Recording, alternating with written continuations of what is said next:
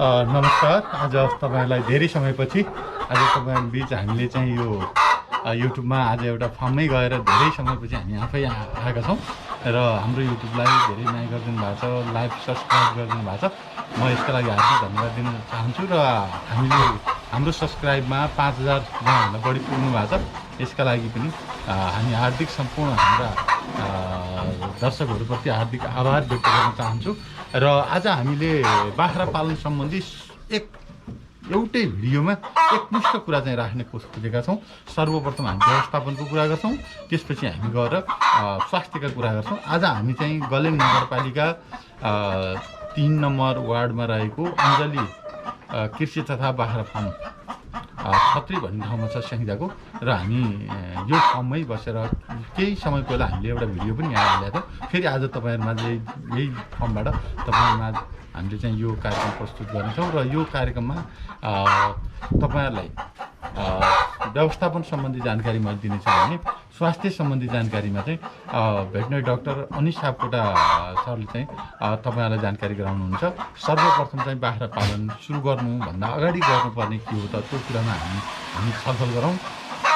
पहिलो कुरा चाहिँ बाख्रा पालन गर्नुभन्दा अगाडि हामीले ठाउँको छनौट, जसलाई चाहिँ साइट सिलेक्सन भन्छ, हामी चाहिँ ठाउँको छनौट गर्नुपर्छ। ठाउँको छनौट गर्दा हामीले के कुरालाई ध्यान दिने भन्दा बाख्रालाई गर्मी ठाउँ चाहिन्छ। बाख्रालाई चिसोभन्दा गर्मी ठाउँ मनपर्ने भएको हुनाले सम्भव भएसम्म हामी चाहिँ दक्षिण फर्केको जमिन बाख्राको लागि उपयुक्त हुन्छ। चिसो नहुने जमिनमा चाहिँ हामी चाहिँ बाख्रा पाल्ने ठाउँको छनौट गर्नुपर्छ।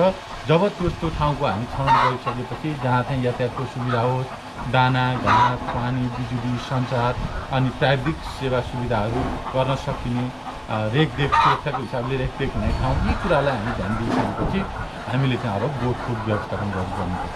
जहिले पनि गोठको व्यवस्थापन गर्दा, बाख्रालाई गोठको खोर व्यवस्थापन गर्दा जहिले पनि पूर्व दक्षिण फर्केको खोरको चाहिँ व्यवस्थापन गर्नुपर्छ। जसले गर्दा बिहानदेखि बेलुकासम्मको घाम चाहिँ पहाडिलो घाम चाहिँ बाख्राको खोरमा परोस्।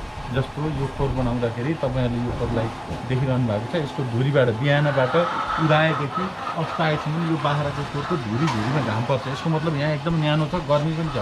र हामीले चाहिँ दुईटा कुरालाई ख्याल गर्नुपर्ने हुन्छ, बाख्रालाई चिसो नहोस् र बाख्रालाई अत्याधिक गर्मी पनि नहोस्। जसका लागि हामीले चाहिँ के गर्न सक्छौँ त, हामीले चाहिँ यो कुराको लागि हामीले चाहिँ भेन्टिलेसनको पर्याप्त भेन्टिलेसनको सुविधा गराउने, खोरको तलको कम्तीमा गर्मी ठाउँ छ भने 4 फिट, न त चिसो ठाउँ छ भने 3 फिट तल जुटो खस्ने भाग राख्ने। त्यसपछि यो भागलाई हामीले 6 फिट राख्ने र यो धुरीलाई चाहिँ आवश्यकता अनुसार कम्ती 1.5 फिट माथि राख्ने। यसरी राखिसकेपछि यो चाहिँ यो जुन भाग हुन्छ यसमा चाहिँ काठहरू राखिदिने र यो चाहिँ हामीले न्यानो घाम बाट जोगाउनलाई पनि हुन्छ। र अर्को कुरो, यसमा कहिलेकाहीँ घाँसहरू, सुक्खा घाँसहरू पनि राख्न सक्छौँ। हामीले यो कुरालाई ख्याल गरिसकेपछि हामी अब चाहिँ के गर्नुपर्छ त, बाख्राको छनौट, बाख्रा ल्याउने काममा चाहिँ हामी लाग्नुपर्ने हुन्छ। जसमा चाहिँ नेपालको हकमा चाहिँ बाख्रा पालन गर्दाखेरि तपाईहरुले जहिले पनि खरी जातको बाख्रालाई प्रमोसन गर्नुपर्ने हुन्छ। माउहरू खरी बाख्रा पाल्ने, खरी बाख्रा छान्दाखेरि खरी बाख्राहरू पनि धेरै किसिमका पाइन्छ र आफ्नो ठाउँ सुहाउँदो, आफ्नो जमिन भन्दा अलिकति माथिबाट लेकबाट बाख्राहरू तल झार्ने र यसरी झार्दा हामीले चाहिँ पाएसम्म खरी बाख्रामा पनि हामीले भन्ने गरेको छ, रातो राजा, कालो काजी, अरू पाजी भन्ने गरेको छ। त्यसकारण पाएसम्म रातो रङको बाख्राहरूलाई हामीले चाहिँ खरिद गर्ने, त्यो पाइयो भने कालो रङको खरिद गर्ने, त्यसपछि मात्र अरू। र त्यसमा पनि हामीले चाहिँ बाख्रामा यो बाख्राको खरी बाख्राहरूको के छ, 7 प्रकारका खरी बाख्राहरूका रङहरू देखिन्छन्। त्यो मध्येमा सियारी, जसको चाहिँ अनुहारमा चाहिँ धर्सो भएको, दुईटा धर्सो भएको हुन्छ, यो चाहिँ हामीले चाहिँ के गर्नुपर्छ त, यस्तो खालको बाख्रा चाहिँ हामीले छानबिन गर्नुपर्ने हुन्छ। र बाख्राहरू छान्दा फार्महरूको लागि बाख्रा छान्दा जहिले पनि एक बेर ब्याइसकेको पाठीहरू ल्याउने भन्दा पनि एक बेर ब्याइसकेको बाख्रालाई चाहिँ हामी पालनका लागि खर्च गर्नुपर्ने हुन्छ र जहिले पनि जुम्लिया बच्चा जन्माउने, राम्रोसँग बच्चा हुर्काउने, यी रोग नलागेको यी कुराहरूलाई चाहिँ हामीले के गर्नुपर्छ त हामीले ध्यान दिनुपर्ने हुन्छ। यति कुरा गरिसकेपछि हामी बाख्रा खरिद गऱ्यौँ। खरिद गरिसकेपछि बाख्राको खोरभित्र 5वटा यसलाई चाहिँ हामीले खोरलाई चाहिँ 5 भागमा चाहिँ तपाईँ चाहिँ यसलाई विभाजित गर्नुपर्ने हुन्छ। जस्तै गल्ली पनि राख्ने र यसले गर्दाखेरि के हुन्छ त गल्ली पनि हो र बाख्राहरू यसरी जताततै राखे पनि यहाँनिर यो बोका राख्ने ठाउँ चाहिँ हामीले एकदमै ख्याल गर्नुपर्ने हुन्छ। बोका राख्ने ठाउँलाई अरू बाख्राको नजिक अरू जुन पठ्याङ्ग्रीहरू छन् अब बोका कल्याण भन्ने खालका र माउहरू यिनीहरूलाई चाहिँ हामीले के गर्नुपर्छ त सँगै नजिकै राख्नुपर्छ, जसले गर्दाखेरि बाख्राले चाहिँ बोका खोज्ने बाख्राले चाहिँ समयमा चाहिँ बाली जाने र 2 वर्षको बिचमा 3 चोटि बाख्रा चाहिँ ब्याउने हुन्छ र बच्चाहरू बढीभन्दा बढी हुर्काउने यी खालको कुराहरूलाई हामी ध्यान दिनुपर्ने हुन्छ। यसको साथै अब हामीले बाख्राको बोकाको कुराहरू हुन्छ। जहिले पनि बोकाको छनौट गर्दा नाता नपर्ने, हाड नाता नपर्ने र राम्रोसँग बोकाले चाहिँ के गरोस् भने आफ्नो सर्भिस दिन सक्ने र हेर्दाखेरि सबै रोग नलागेको जुम्लिया सन्तानबाट जन्मेको र हाम्रो लागि कुन जात उपयुक्त हो, हामीले खरी पाल्ने हो कि जमुनापारी पाल्ने हो कि सानन पाल्ने हो कि बोयर पाल्ने हो कि र कुन जात पाल्ने हो, बारबेरी पाल्ने हो कि बिटल पाल्ने हो कि कुन जात पाल्ने हो, हामीले त्यसको लागि के छ त जातीय शुद्धता भएको चाहिँ बाख्रा चाहिँ हामीले बोका चाहिँ हामीले छनौट गर्नुपर्ने हुन्छ। र यसरी यो बोका छनौट गरिसकेपछि बोका कहिल्यै पनि यसको बिसिआर भन्छ है, बिसिआर यो बोकाको चाहिँ के हुनुपर्छ, यो चाहिँ 3 को हाराहारीमा यो चाहिँ हुनुपर्छ। 3 भन्दा बढी भयो भने यसले सर्भिस दिन सक्दैन र सर्भिस दिन ढिलो गर्छ र यो सर्भिस ढिलो हुने र अल्छी हुने भएको हुनाले यसलाई हामीले चाहिँ के गर्नुपर्छ त बोकाहरूलाई पनि एक्सर्साइज गराउनु पर्ने हुन्छ। यति कुरा चाहिँ हामीले बोकाहरूबाट र बोका हरेक एक वर्षमा चाहिँ बोका चाहिँ चेन्ज गर्नुपर्ने हुन्छ। बोकाका जातीय गुणहरू, त्यसले दिएका सन्तानहरूका परिणामहरू हेरेर हामीले कुन बोकालाई कस्तो बोकालाई प्रमोसन गर्ने भन्ने कुरा चाहिँ जान्नु पर्दछ। यति कुरा भइसकेपछि अब हामीले चाहिँ टाट्नोमा ध्यान दिनुपर्ने हुन्छ। टाट्नो जहिले पनि बाख्राको क्यारेक्टर, बाख्राको गुण के हो त भन्दा बाख्राले कहिल्यै पनि टाउको निहुरो पारेर खाँदैन। बाख्राले जहिले पनि टाउको माथि पारेर अल्को पारेर घाँटी तन्काएर खान मन पराउने भएको हुनाले बाख्रालाई जहिले पनि शरीरको यो भागको यो घाँटीको भाग बराबरकोमा चाहिँ हामीले चाहिँ जहिले पनि बाख्राको टाँड चाहिँ स्थापना गर्नुपर्छ। यो टाँडमा चाहिँ हामी विभिन्न किसिमले दिन सक्छौँ। घाँस नकाटिकन पनि दिन सक्छौँ, काटेर पनि दिन सक्छौँ। तर के हो भने नकाटिकन दिँदा भन्दा काटेर दिँदाखेरि बाख्रालाई उपयुक्त हुन्छ। बाख्रालाई त्यसरी दिँदाखेरि तल घाँस पनि खेर नजाने र बाख्राले घाँसको उपयोग पनि गर्ने, भगाहरू सबै खान सक्ने हुन्छ।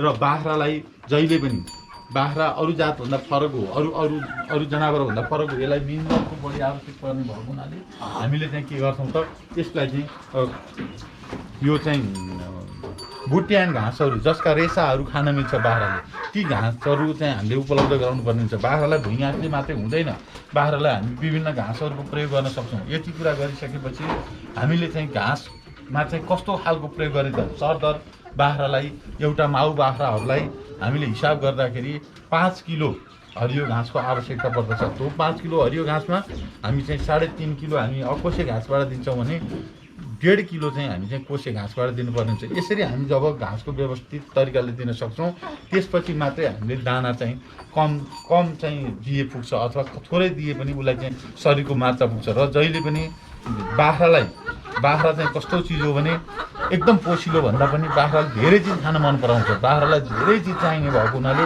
हामीले चाहिँ बाख्रालाई आवश्यक पर्ने चिजहरू एउटा मात्रै घाँस दिने होइन, धेरै किसिमका घाँसहरू व्यवस्थापन गर्ने। लगाउँदा पनि हामीले एउटा सुपर नेपियर राम्रो भनेर सुपर नेपियर मात्रै लगाउने होइन, त्योभित्र डिस्मोडियम हुन्छ कि त्योभित्र चाहिँ अरू विभिन्न घाँसहरू हुन्छन् कि मैन्दोला हुन्छ कि कुन घाँस हुन्छ, हामीले चाहिँ के गर्नुपर्छ त त्यसरी चाहिँ त्यो घाँसको लागि व्यवस्थापन गर्नुपर्ने हुन्छ। र जहिले पनि बाख्राहरूमा हामीले चाहिँ घाँसको व्यवस्थापन गरिसकेपछि अब रह्यो दानामा चाहिँ हामीले के छ बाख्रालाई कहिलेकाहीँ सुनिन्छ कस्तो खालको दाना खुवाउने, धेरै पोसिलो दाना पायो भने राम्रो होला भन्ने पनि एउटा प्रचलन छ।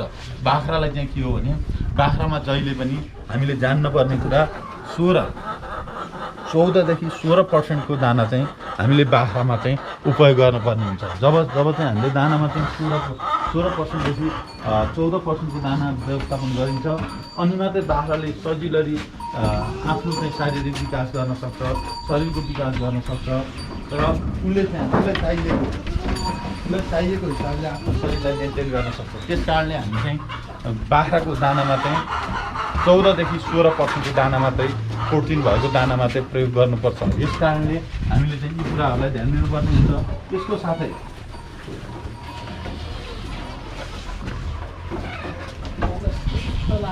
यसको साथमा चाहिँ हामीले जहिले पनि बाख्राहरूमा दाना, यसको साथै मिनरलहरू, जब हामी मिनरलहरू पुर्याइन्छ त्यसपछि बाख्राहरू हेर्दा स्वास्थ्य देखिने, निरोगी देखिने, उनीहरू आफ्नो उसमा चाहिँ एकदमै राम्रोसँग फुर्तिलो हुने, उनका बच्चाहरूको वृद्धि दर राम्रो देखिने र जहिले पनि बच्चा हामीले चाहिँ हेर्ने बच्चालाई, जुन बच्चा चाहिँ राम्रोसँग सप्रेको छ, हुर्केको छ, व्यवस्थित तरिकाले ऊ चाहिँ आफ्नो चाहिँ स्वास्थ्य देखिन्छ भने चाहिँ यस्ता माउहरूलाई हामीले चाहिँ के गर्नुपर्छ त सेलेक्सन गर्नुपर्छ, छनौट गर्नुपर्छ र जहिले पनि जुनसुकै बच्चालाई पनि हामीले चाहिँ बच्चा उत्पादनसित माउको स्थितिलाई जोड्नुपर्ने हुन्छ। त्यस कारणले तपाईँहरूले आफूहरूले काम गर्दा, आफूहरूले बाख्रा फार्म स्थापना गर्दा जहाँ चाहिँ बच्चाको मृत्युदर बढी छ भने तपाईँहरू ख्याल गरिहाल्नुपर्छ कि यहाँ चाहिँ समस्या भयो, बच्चाहरू राम्रा उत्पादन भएनन् भने हामीले चाहिँ बुझिहाल्नुपर्छ त्यहाँ आहारको व्यवस्थापन भयो, त्यहाँ असल माउहरू भएनन्, राम्रो व्यवस्थापन गर्न सकिएन भन्ने कुरा हामीले चाहिँ बिर्सनु हुँदैन। जब चाहिँ माउहरू यिनीहरू बाख्रालाई हामी चाहिँ पालन गर्दा हामी दुई तरिकाले पाल्न सक्छौँ। एउटा यसरी नै खोरभित्र राखेर मात्रै पाल्न सक्छौँ, हुन त चराएर पाल्ने चलन पनि छ, तर चाहिँ के हो भने हाम्रो त्यो पुरानो चराएर पाल्ने पद्धतिमा चराएर भन्दा पनि हामीले चाहिँ दिउँसो यिनीहरूलाई यहाँ राखेको बाख्राहरूलाई दिउँसो एकछिन खाली ठाउँमा खेलाउने, बाहिर पनि डुल्न दिने, एकछिन उनीहरूको कसरत पनि हुन्छ, शारीरिक एक्सर्साइज पनि बढी हुन्छ र चाहिँ बाख्राहरू स्वस्थ देखिन्छन्। र यति भइसकेपछि हामीले चाहिँ हाम्रा बाख्राहरूको रेकर्ड, अभिलेख कस्तो छ, त्यो अभिलेखमा हेर्दाखेरि तिनीहरूको नतिजा कस्तो छ, कुनले रोगहरू कस्तो सहन सक्यो, कति रोगहरू आउन सक्यो, कति रोगहरूलाई उनीहरूले रोगबाट उनीहरू जोगिन सक्यो, यस्ता कुराहरूलाई हामी चाहिँ के गर्छौँ त हामी चाहिँ ख्याल गर्छौँ। र यसरी ख्याल गरिसकेपछि हामीले चाहिँ असल माउहरू छनौट गर्ने। बाख्रामा जहिले पनि र जुनसुकै बेला पनि बाख्रामा सबैभन्दा महत्त्वपूर्ण कुरा के हो त भन्दा बाख्राको छनौट हो। जबसम्म हामी बाख्रालाई छनौट गर्न सक्दैनौँ, हामीले बाख्राको छनौट प्रक्रिया राम्रोसँग गर्न सक्दैनौँ भने हामीले बाख्रा पालनबाट उचित लाभ लिन सक्दैनौँ। अहिले हामी बोयर भनिरहेका छौँ। बोयर पनि कसरी आएको भने त्यसलाई महत्त्वपूर्ण कुरा चाहिँ के हो भने राम्राबाट सिलेक्सन गर्दै त्यसलाई क्रस गराइएको हो। त्यस कारणले हामीले हाम्रो बाख्रालाई पनि क्रस गराएर राम्रा जातहरू निकाल्न सकिन्छ। त्यसो भएर हामी चाहिँ जहिले पनि छनौटमा चाहिँ ध्यान दिने र बाख्राहरूमा धेरै जसो बाख्राहरूको समस्यामा के कुरो सुन्ने गरिन्छ भने दुईटा पाउन्डले एउटा पायो भन्ने खालको पनि सुन्न पाइन्छ। हामीले बोका लगाउँदा त्यो कुरालाई ध्यान दियौँ भने, ख्याल गऱ्यौँ भने बाख्राले चाहिँ जब बोका खोज्छ, बोका खोजेको 18 घन्टा पछि मात्रै तपाईँहरूले चाहिँ बाख्रालाई चाहिँ बोका लगाउने गर्नुपर्छ। यसरी हामीले बाख्रालाई बेला बेलामा नुन दिने, बाख्रालाई परजीवीहरू छ कि छैन त्यो ख्याल गर्ने, बाख्राको खोरहरू सरसफाइ छ कि छैन त्यो ख्याल गर्ने, बाख्राको खोरमा तातो चिसो कस्तो अवस्था छ त्यो ख्याल गर्ने, बाख्राहरूले हामीले दिएको खानेकुराहरू राम्रोसँग खाएको छ कि छैन त्यो कुरा ख्याल गर्ने र बाख्राहरू तन्दुरुस्त छन् कि छैनन्, बाख्राहरू हेल्दी छन् कि छैनन्, बाख्राहरूले राम्रोसँग आफ्नो जीवन निर्वाह गर्न सकेका छन् कि छैनन्, यस्ता कुराहरूलाई हामीले चाहिँ हेरेर हामीले चाहिँ बाख्रा पालनको व्यवस्थापनमा हामीले यी कुरालाई जोड्नुपर्छ। कहिलेकाहीँ बच्चालाई माउले दुध पुर्याउँदैन, त्यो दुध नपुर्याउँदाखेरि हामीले बच्चाहरूको लागि विशेष खालको दुधहरू प्रयोग गर्नुपर्ने हुन्छ। अर्को कुनै माउबाट हामी दुधको प्रयोग गर्न सक्छौँ, त्यो भएन हामी चाहिँ के गर्न सक्छौँ त गाईको दुधहरू पनि बाख्रालाई खुवाउन सक्छौँ। र त्यसरी हामीले चाहिँ बच्चालाई एकदम राम्रोसँग हुर्काउने। बच्चाहरू धेरै मर्छन्, बच्चाहरू जब चाहिँ हामी जहाँ बढी मर्न थाल्छन् त्यो फर्म चाहिँ घाटामा जाने हुन्छ। त्यस कारणले बच्चालाई चाहिँ हामी के गर्ने त बच्चालाई हुर्काउने न्यानो खालको एउटा छुट्टै कोठा पनि हामीले व्यवस्थापन गर्नुपर्ने हुन्छ। जब चाहिँ बच्चालाई न्यानो खालको व्यवस्थापन गर्छ बच्चा स्वत हुर्कन्छ र हामीले यस्ता कुराहरूमा आफ्ना रेकर्डहरू, आफ्ना अभिलेखहरू राख्ने, बच्चाको स्थिति कस्तो छ ख्याल गर्ने, यो कुरालाई हामी ख्याल गरेर बाख्रा पालन व्यवसाय एउटा चाहिँ सफल बनाउन सक्छौँ। र घाँस लगाउँदाखेरि घाँस चाहिँ जबसम्म हामी चाहिँ घाँसलाई चाहिँ प्रमुख कुरा मान्दैनौँ तबसम्म हाम्रो बाख्रा पालन सफल नहुने भएको हुनाले तपाईँहरूले पहिला घाँस लगाउने, घाँस लगाइसकेपछि खोर बनाउने, खोर बनाइसकेपछि बाख्रा किन्ने, यति कुरालाई चाहिँ बल्ल हामी चाहिँ ख्याल गर्नुपर्ने हुन्छ। अन्यथा पहिला बाख्रा ल्याउने अनि त्यसपछि घाँस ल्याउने, घाँस लाउन थाल्ने गरेर हाम्रो व्यवसाय हुँदैन। र बाख्रामा जहिले पनि बाख्रालाई धेरै प्रकारका, बाख्रालाई राम्रो नराम्रो जेसुकै होस्, विषालु बाहेक बाख्राले धेरै प्रकारका घाँस खान्छ। तपाईँलाई थाहा छ बाख्राले खिरो पनि खान्छ, बाख्रा खिरो पनि खाने जात हो, पाती खान्छ बाख्राले। बकाइनो जस्ता घाँसहरू, तिता घाँसहरू बाख्राले मन पराउँछ, जसको काँडेदारहरू अरू कुनै गाईहरूले, स्थानीय गाईले नखाने घाँसहरू बाख्राले खाएर बाख्रा झन् राम्रो हुन्छ। त्यस कारणले हामीले के गर्नुपर्छ त, यस्ता कुराहरूमा घाँस चाहिँ बढीभन्दा बढी र बढीभन्दा बढी जात, धेरैभन्दा धेरै जात काट्दैखेरि नै बाख्रालाई हामी चाहिँ घाँस चाहिँ बढीभन्दा बढी जातका पर्ने गरी पाउने गरी हामी चाहिँ यो खालको व्यवस्थापन गर्नुपर्ने हुन्छ। बाख्रालाई जहिले पनि चिसोले असर गर्ने भएको हुनाले भेन्टिलेसन पनि चाहिन्छ र चिसोले असर गर्ने भएको हुनाले न्यानो पनि चाहिन्छ। त्यस कारणले भेन्टिलेसन सहितको चाहिँ गोठ चाहिँ हामी बनाउनुपर्छ, खोर बनाउनुपर्छ। र बाख्रालाई सबैभन्दा मनपर्ने भनेको काठ नै हो। त्यस कारण बाख्रालाई बढीभन्दा बढी काठसँग छोइने गरी खोरहरू निर्माण गर्नुपर्ने हुन्छ।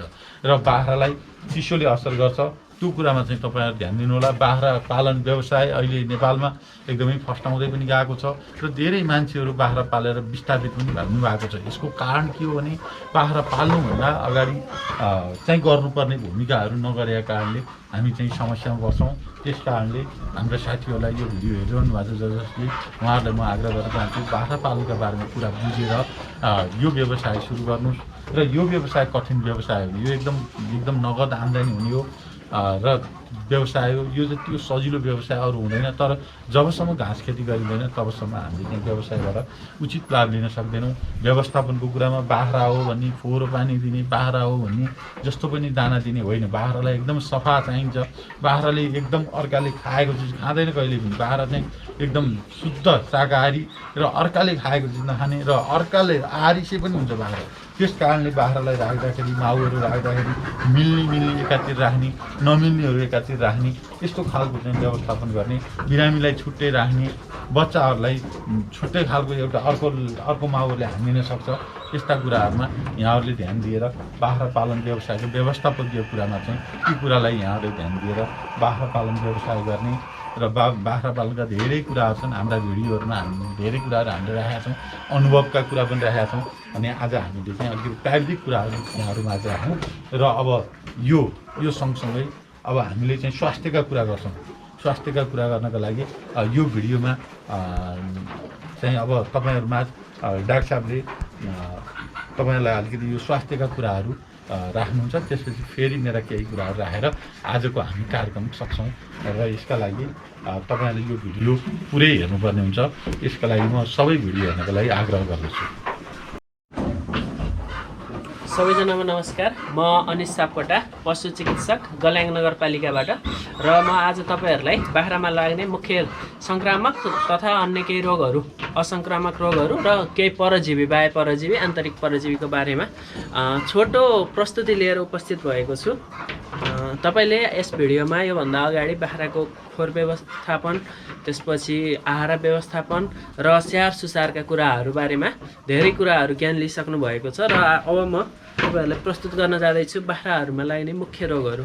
अब बाख्राहरूमा लाग्ने मुख्य रोगहरू भनिसकेपछि सबभन्दा पहिला त हामीले पिपिआरको चर्चा गर्नै पर्यो। पिपिआर एउटा भाइरल रोग हो र यो एक बाख्राबाट अर्को बाख्रामा एकदम छिटो सर्ने र अझ भन्दाखेरि एउटा खोरका सम्पूर्ण बाख्राहरू वा एउटा सँगै चराउने छ भने एउटा गाउँमा भएका सबै बाख्राहरू समेत मर्ने सम्भावना चाहिँ यो रोगले गर्दा हुन्छ।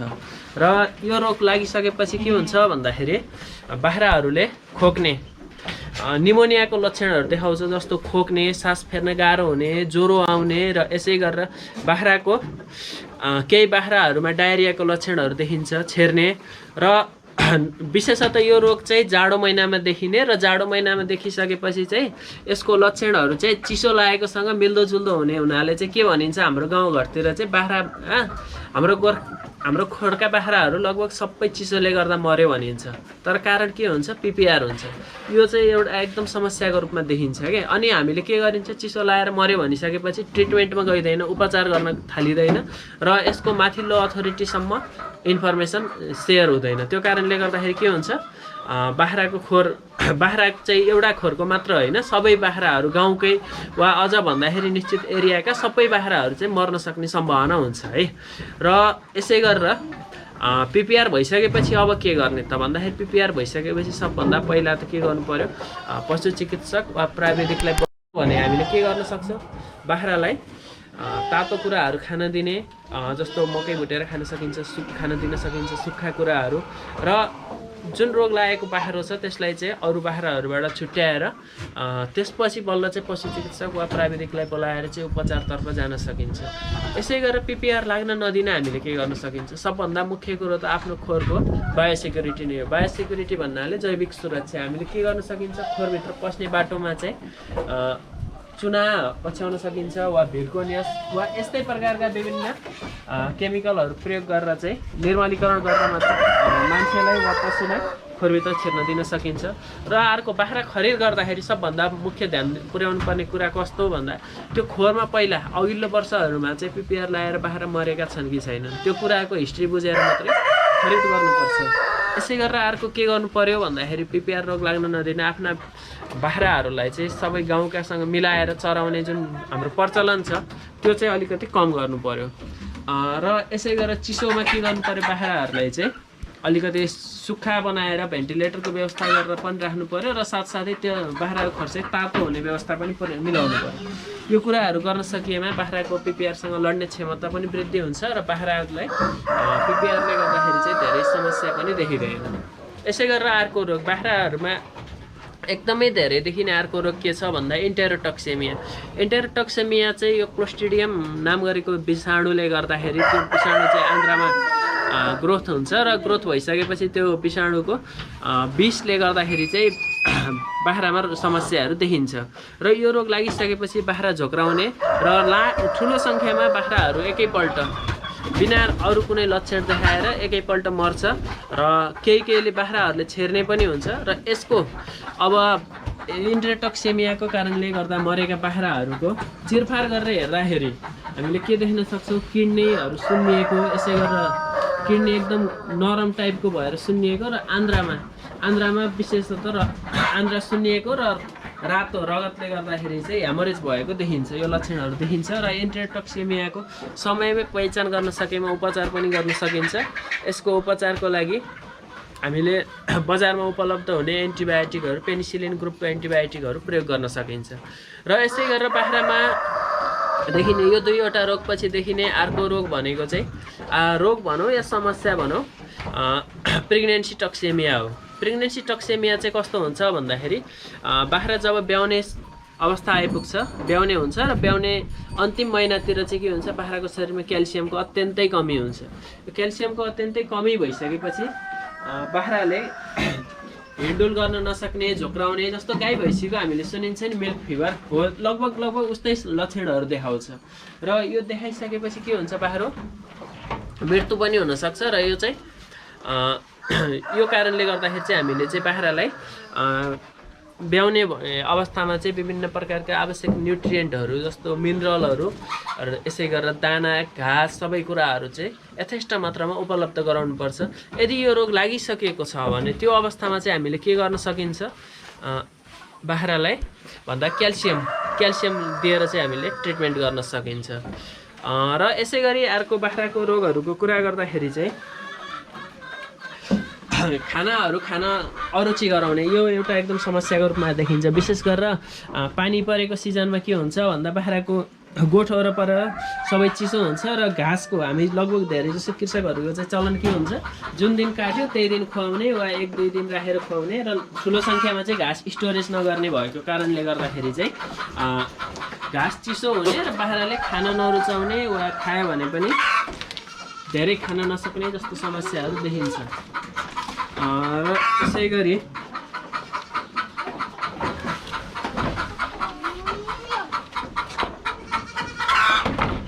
यसै गरी बाख्राहरूमा अर्को मुख्य समस्या भनेको चाहिँ बच्चा पाउन नसक्ने अर्थात् डिस्टोकिया। बच्चा विशेष गरेर यो पहिलो बेते माउहरूमा एउटा मात्रै पाठो छ र त्यो पाठो अलिकति ठुलो छ भने चाहिँ के हुन्छ, त्यो बाख्राले चाहिँ बच्चा पाउन सक्दैन र बच्चा अड्किन्छ। यो समस्या चाहिँ विशेष गरेर कुन अवस्थामा देखिन्छ भन्दा माउ सानो छ अर्थात् खरी जातको छ र बोका चाहिँ जमुना पारी वा बोयर वा अलिकति ठुलो ज्यान भएको बोका प्रयोग गरिएको छ भने चाहिँ यो समस्या देखिन्छ। र यो समस्या देखिँदाखेरि चाहिँ सकेसम्म हामीले स्थानीय स्तरमा यदि कोही पाठा निकाल्न सिपालु छ भने उसलाई बोलाएर पाठा निकाल्न सकिन्छ वा प्राविधिक वा पशु चिकित्सकको प्रत्यक्ष निगरानीमा चाहिँ उहाँहरूद्वारा चाहिँ पाठा निकालेर चाहिँ यो गर्न सकिन्छ। यो रोग लाग्न नदिनको लागि चाहिँ हामीले सबभन्दा महत्त्वपूर्ण कुरा भनेको बाख्रा ब्याउने अवस्थामा चाहिँ ब्याउने छ भने त्यो अवस्थामा हामीले पोषणयुक्त तत्त्वहरू भएको खाना, घाँस, दाना सबै कुराहरू उपलब्ध गराउन सकियो र बाख्राको ज्यान चाहिँ के तन्दुरुस्त रहन सक्यो भने चाहिँ त्यो अवस्थामा चाहिँ यो समस्या देखिँदैन। र अर्को समस्या भनेको चाहिँ बाख्रामा देखिने अर्को समस्या भनेको एभर्सन अर्थात् बच्चा तुहाउने रोग। यो समस्या चाहिँ बाख्रामा विशेष गरेर कुन अवस्थामा देखिन्छ भन्दाखेरि यो एउटा चाहिँ सङ्क्रामक रोगहरूले गर्दा तुइन्छ होइन, जस्तो बुर्सेला वा यस्तै प्रकारका अरू रोगहरूले गर्दा। र अर्को मुख्य तुइनुको कारण भनेको चाहिँ ब्याउने र नब्याउने माउहरू वा ब्याउने माउसँग बोकाहरूसँगै राखियो भने चाहिँ बोकाले वा नब्याउने माउले बाख्राको पेटमा चाहिँ सिङले हानेर वा लड्दाखेरि अरू कुनै कारणले गर्दाखेरि चाहिँ बाख्रा माउ चाहिँ तुइन सक्छ है। यो अवस्थामा यसको लागि चाहिँ हामीले यो रोकथाम गर्नको लागि चाहिँ हामीले के गर्न सक्छौँ, ब्याउने र नब्याउने माउलाई चाहिँ छुट्टा छुट्टै राख्ने र छुट्टा छुट्टै राखेर छुट्टा छुट्टै स्याहार सुसार गर्न सक्छौँ। यसै गरेर विशेष गरेर बोयर बोका पाल्ने कृषकहरूले चाहिँ एउटा समस्या चाहिँ पेस गरिरहनु भएको हुन्छ। मेरो बोका लोसे भयो, एकदम मेरो बोकाले चाहिँ इन्ट्रेस्ट नै देखाउँदैन पाठीहरूलाई र यो कारणले गर्दाखेरि चाहिँ समस्या परेको छ भनेर चाहिँ धेरै गुनासो सुनिरहेको हुन्छौँ। र बोयर बोकाको जात नै यस्तै हो। बोयर बोका चाहिँ के हुन्छ, नर्मल्ली अरू प्रजातिको बोकाहरूभन्दा चाहिँ थोरै ज्यान मोटो भएको र अलिकति लोसे पनि हुन्छ। र यो समस्या चाहिँ जस्तो यो देख्न सक्नुहुन्छ, यो बोयर बोका हो है। यो जुन रङ देखिएको छ रेड छ, तर यो चाहिँ के हो, बोयर बोका हो, किन यो रेड बोयर हो है। र यो समस्या चाहिँ देखिँदाखेरि चाहिँ हामीले के चाहिँ गर्न सकिन्छ भन्दाखेरि बोकाको पहिला तन्दुरुस्ती हेर्न सकिन्छ। बोका कस्तो छ, अघि पनि व्याख्या भएको थियो, बोका कतिको मोटो छ, त्यसको बडी कन्डिसन स्कोर कस्तो छ, अलि झ्याम्मको मोटो छ र त्यसमा धेरै बोसो लागेको छ भने त्यो अवस्थामा के हुन्छ, मान्छे पनि धेरै मोटायो भने चाहिँ के हुन्छ, अलिकति कमजोरी हुन्छ नि। त्यसै गरेर बोकामा पनि यो समस्या देखिन्छ। त्यो कारणले हामीले के गर्न सक्छौँ, बोकालाई एक्सर्साइज गराउने र हिँडाउने गऱ्यो भने चाहिँ के हुन्छ, बोका अलिकति टाठो पनि हुन्छ र त्यसले गर्दाखेरि चाहिँ त्यसको सेक्सुअल क्यापेसिटीमा पनि वृद्धि हुन्छ है। र अर्को समस्या भनेको अब साना पाठाहरूमा देखिने समस्या, साना पाठाहरूमा धेरै जस्तो के देखिन्छ, छेर्ने समस्या देखिन्छ। जुन यो पहिलो हप्ता वा पहिलो महिनाका पाठाहरू हुन्छ तिनीहरूले के हुन्छ, अरू केही लक्षण देखिँदैन, एकैपल्ट छेर्न थाल्छ र छेर्न थालेपछि चाहिँ के हुन्छ, त्यो बाख्राको 1-2 दिनमा मृत्यु हुन्छ। धेरै जसो यो छेर्नुका कारणहरू धेरै हुन्छन्, जस्तो कक्सिडिया हुनसक्छ। कक्सिडियाले गर्दाखेरि चाहिँ पाठाहरूले छेरिरहेको हुन्छ। यसै गरेर अर्को कारण चाहिँ के हुन्छ भन्दा यसको यो चिसाको कारणले पनि जाडो महिनामा पाठाहरूले चाहिँ छेरिरहेको हुन्छ है।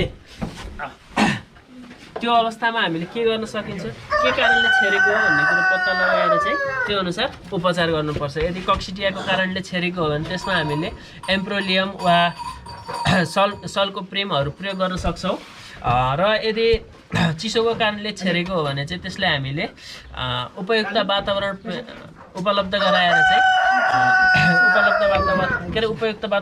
गराएर न्यानो ठाउँमा राखेर चाहिँ हामीले के गर्न सक्छौँ, नछेर्ने बनाउन सक्छौँ है, उपचार गर्न सक्छौँ।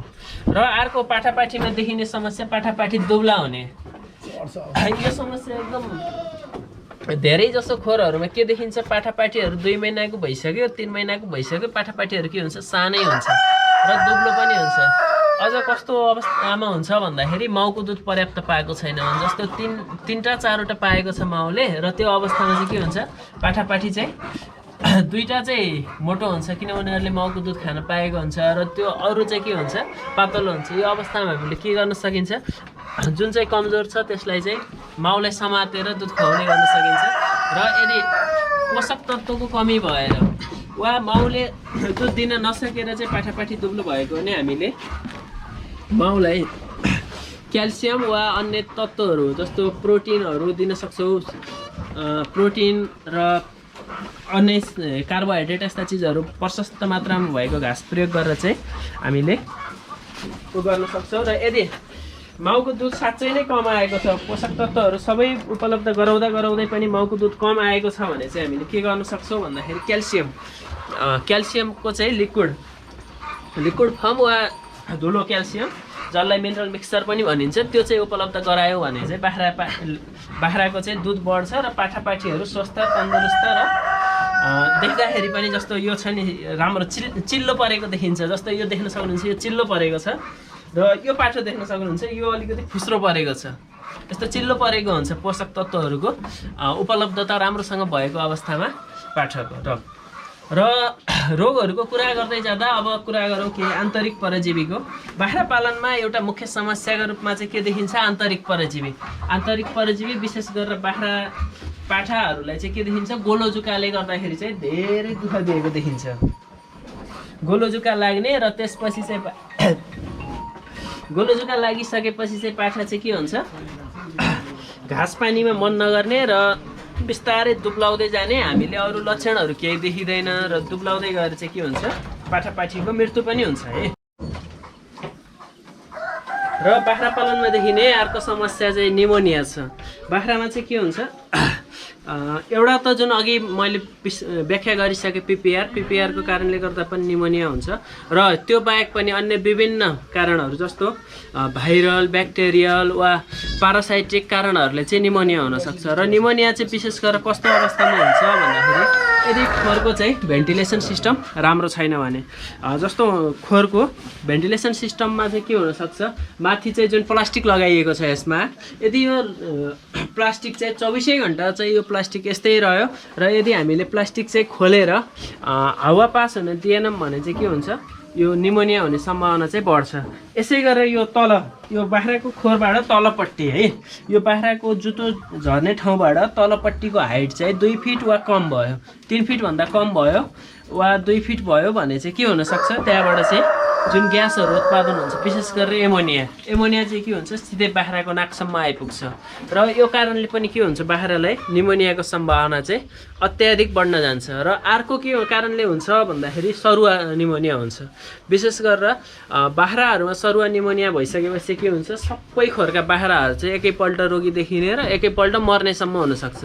यसैले गर्दाखेरि चाहिँ निमोनिया चाहिँ एकदम बाख्राको एउटा डरलाग्दो रोग हो।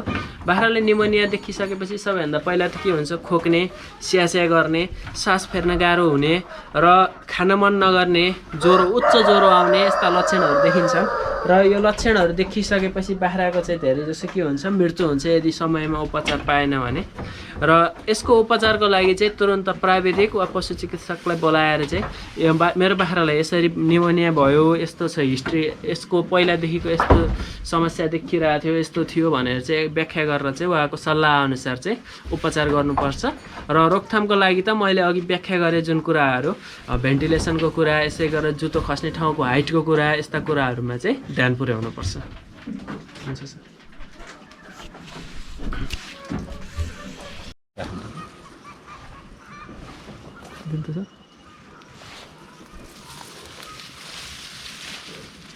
बाख्रा पालनमा हामीले घाँस चाहिँ विभिन्न किसिमका घाँसहरू लगाउने हो र यसरी लगाउँदाखेरि के होस् भने अकोसे घाँस काट्दा कोसे घाँस पनि सँगसँगै काटियोस्। त्यसले के गर्छ भन्दा हाम्रो यो माटोको उर्वरापनलाई कायम राख्छ जसका लागि हामीले चाहिँ के कुरालाई ध्यान दिनुपर्छ कोसे अकोसे घाँस जस्तो अघि हामीले भने 30% कोसे घाँस 70% अकोसे घाँस मिसाउनका लागि हामीले पहिले नै बारीमै हामीले हाम्रो घाँस लगाउने एरियामै त्यसरी डेभलप गर्नुपर्ने हुन्छ, जसका लागि यहाँ तपाईँहरू देख्न सक्नुहुन्छ यो सुपर नेपियर लगाएको छ। सुपर नेपियर आफै पनि पोसिलो छ। त्यसपछि यहाँ चाहिँ के छ, डिस्मोडियम लगाएको छ होइन। यो ट्री डिस्मोडियमलाई हेर्नुहोस्, यसरी लगाइसकेपछि यता फेरि तपाईँ चाहिँ ढैँचा जेस अलिकति ऊ भए पनि यो पनि एउटा घाँसको रूपमा हामीले डेभलप गर्न सक्छौँ। यसरी चाहिँ यतातिर अरू फिलिपिलहरू होइन, उता तपाईँ चाहिँ नि यो मेन्दोलाहरू, यो हिसाबले गर्दा घाँस काट्दै जाने र घाँस काट्दै गइसकेपछि हाम्रा पशुवस्तुहरूलाई बाख्रालाई चाहिने घाँसहरू चाहिँ यहीँबाट पोषण तत्त्व नै प्राप्त हुने गरी हामीले लिएर जान सक्यौँ भने हामीले अरू धेरै काम गर्न पर्दैन। त्यस कारणले हाम्रो उसमा खेतबारीमा बाख्रा पाल्ने साथीहरूले पहिला घाँसको डेभलप गर्दाखेरि नै कोसे अकोसे गरेर हामी मात्रा मिलाएर हामीले बहुवर्षीय टाइपका घाँसहरू रोपिदियौँ भने सिँचाइ सुविधा हुने नहुने जमिन हेरेर हामीले त्यस्ता खालका घाँसहरूको व्यवस्थापन गरिदियौँ भने हामीलाई बाख्रा पाल्नलाई अति सजिलो हुन्छ। र बाख्रा पाल्नुभन्दा अगाडि नै हामीले चाहिँ के गर्नुपर्छ त, यो घाँसको व्यवस्थापन गर्नुपर्ने हुन्छ। त्यस कारणले तपाईँहरूले पनि यसरी नै यो घाँसलाई चाहिँ व्यवस्थापन गर्ने गरी अनि मात्रै बाख्रा पालन काम सुरु गर्नुहुन म चाहिँ तपाईँहरूलाई अनुरोध गर्दै यो व्यवस्थापकीय कुराहरू यसरी नै तपाईँहरूमाझ राखेँ। आजको हामीले व्यवस्थापकीय र यो स्वास्थ्य सम्बन्धी कार्यक्रम बाख्रा सम्बन्धी सम्पूर्ण जानकारी एउटै भिडियोबाट तपाईँहरूमाझ प्रस्तुत गर्ने प्रयास गऱ्यौँ। र यसका लागि हामीले यो जैविक सुरक्षाको कुरा पनि गरेर, जैविक सुरक्षा चाहिँ तपाईँहरूले यो फोहोरहरूमा कसरी गर्ने भन्ने कुरालाई एउटा यो सिम्पल उदाहरण पनि यो गेटमा त्यसरी राख्न सकिन्छ। र यो चाहिँ आउने बित्तिकै मान्छेहरूको खुट्टामा चुना परोस्, जसले गर्दाखेरि फोहोर नजाने, चारैतिर जाँदाखेरि उसलाई चाहिँ सम्भव होस्। अनि र अब यो कार्यक्रम धेरैजनाले हेरिदिनु भयो, लाइक सब्सक्राइब गरिदिनु नभुल्नु होला। र यहाँहरूमा फेरि अरू बेला अरू यस्तै भिडियोहरू तपाईँहरूलाई उपयोग हुने खालको भिडियोहरू लिएर आउने बाटो गर्दै आजको भिडियो राम्रोसँग हेरिदिनु भएकोमा यहाँहरू सबैजनालाई हार्दिक धन्यवाद गर्दै यो युट्युबलाई लाइक सब्सक्राइब र सेयर गरिदिनु नभुल्नु होला। तपाईँहरू जहाँबाट हेर्दै हुनुहुन्छ त्यहाँबाट कृपया त्यो कहाँ कुन ठाउँबाट हेर्दै हुनुहुन्छ त्यो जानकारी पनि लेखेर पठाइदिनु होला। र तपाईँहरूलाई आगामी विषयमा के विषयमा जान्न इच्छा छ त्यो विषय पनि लेखेर पठाइदिनु म हार्दिक अनुरोध गर्दै आजको कार्यक्रमबाट हामी बिदा हुन्छौँ।